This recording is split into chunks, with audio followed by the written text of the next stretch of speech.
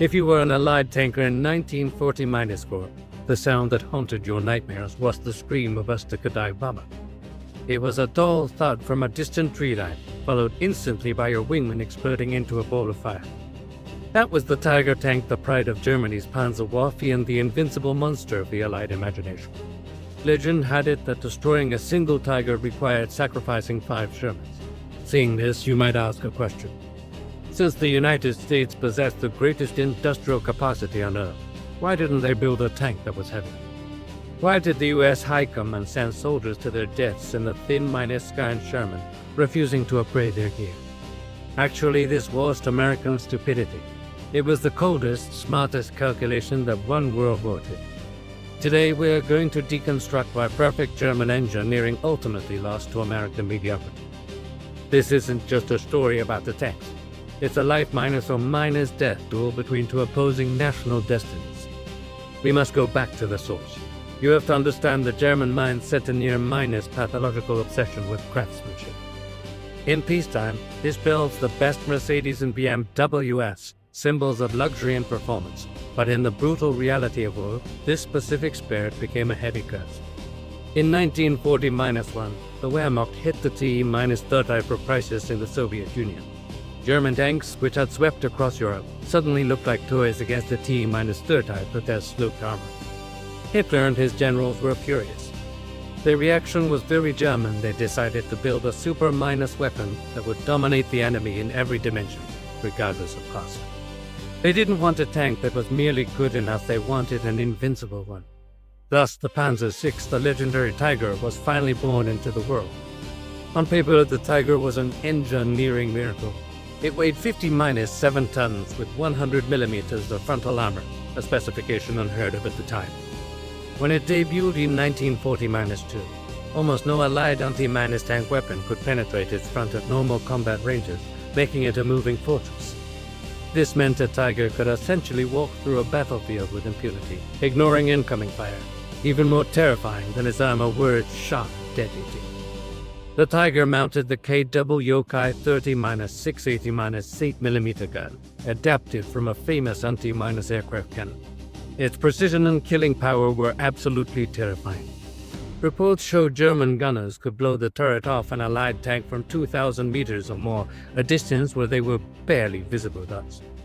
At that range, a Sherman short-barreled 70-5mm shell hitting a Tiger was like throwing a ping-pong ball at a ping foot. It would just bounce harmlessly off. To visualize this fear, we look at June 13, 1940- for the Battle of Villers-Bocage. It is a day history busts up. That morning, the British 7th Armoured Division, the famous Desert Rats, was resting in a French town. They thought they were safe. But hundreds of meters away, German ace Michael Wittmann was watching. Wittmann had 1 tank against a whole British column. Logic dictated retreat or calling for backup. Wittmann did neither. He fired up his 700 horsepower Mavic engine. What followed was a massacre. Wittmann charged onto the road like a wolf. He knocked out the lead vehicle, blocking the path. He hit the rear vehicle, cutting off escape.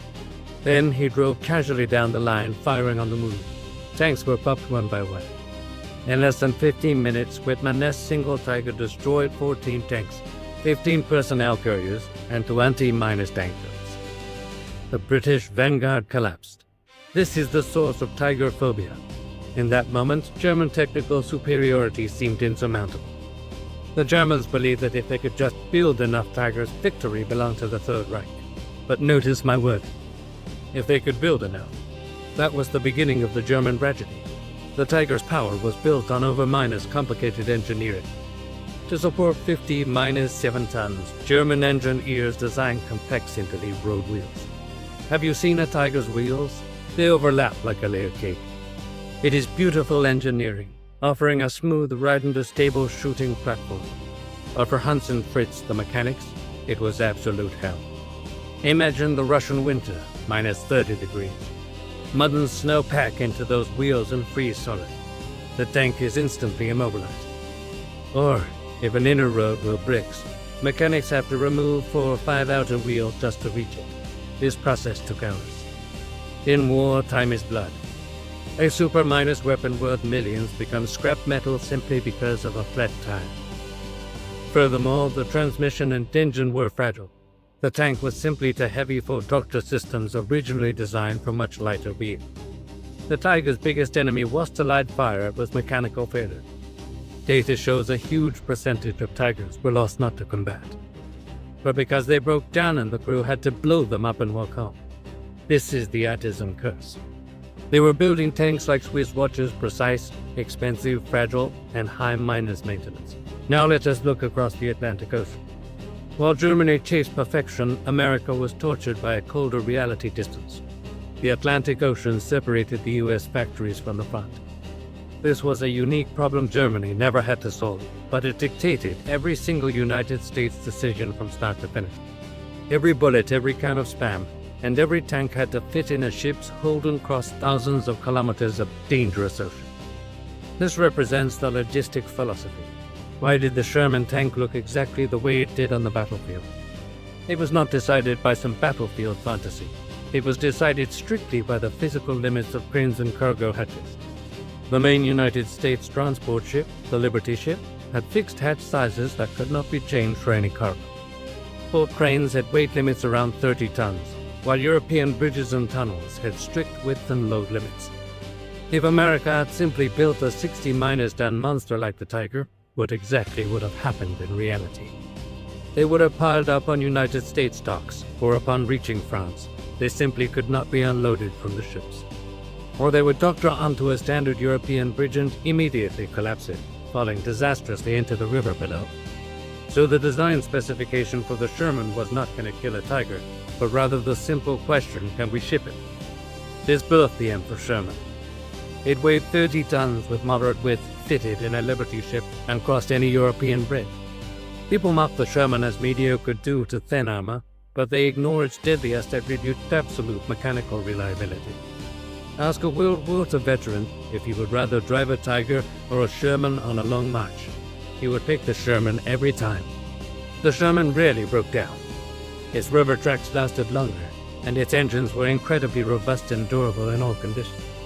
And if it actually broke, it was standardized. You could scavenge parts from a wrecked Sherman and they would fit perfectly on another.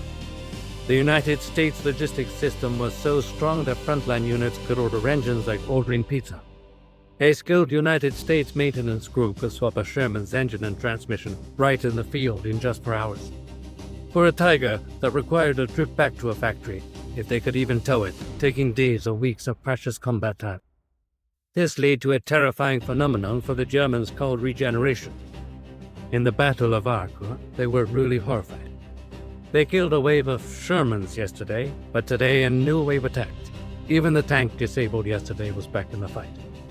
We must also address the persistent myth of the Ronson lighter, which claimed it lights the first time every time. Early Shermans did burn easily, but not because of the gas engine. It was actually because of improper ammo storage. Once the United States figured this out, they introduced wet stowage, placing black hole miners filled jackets around the ammo racks. Late miners war Shermans had a lower burn rate of 10 to 15%, which was actually safer than German Panthers. And what about the crew? The Sherman was ergonomic. The turret turned fast, visibility was good, and escape hatches were accessible. This is why United States tanks often got the first spot, first shot advantage, winning the engagement before it started. Strategically, the United States made one famous mistake, the McNair Doctrine. General Leslie McNair believed tanks should only support infantry. He believed that enemy tanks should be fought effectively by specialized tank destroyers, like the M-10 or the fast M-18. This theory failed in the chaos of battle. You can't tell a Tiger, wait here while I call the tank destroyers. Shermans had to fight Tigers. This cost many lives, but the US corrected course and up minus gunned the Sherman to 70-6mm. They also deployed the British Firefly with a 17-pounder gun, which could finally kill Tigers frontally.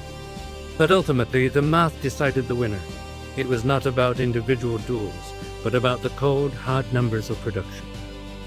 Germany built about 1,340-7 Tiger tanks. The United States built nearly 50,000 Shermans. That is a 50 minus to -1 ratio. This isn't just numbers, it is system dominance on a scale the world had never seen before. When a tiger strutted onto the field, it faced not just 5 Shermans, but a completely integrated war machine.